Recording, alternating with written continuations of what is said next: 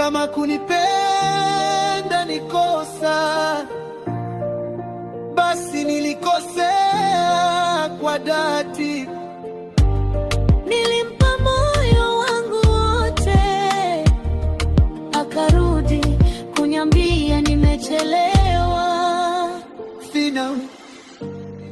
Nimebaki takataka katika historia ya maisha yako, lakini kumbuka, nilikupenda kweli wakati una kitu chochote. Ni Hamdon, Firstborn.